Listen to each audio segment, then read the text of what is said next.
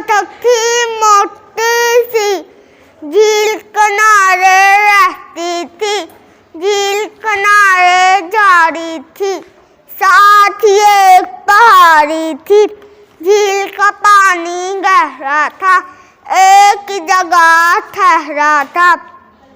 बतख रोज नहाती थी, झील में गोते खाती थी।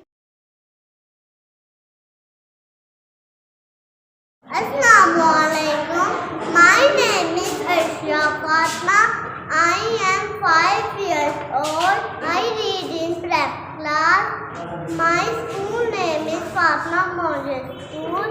आपने मेरी वीडियो देखी है, बहुत बहुत शुक्रिया। अल्लाह हाफ़िज़।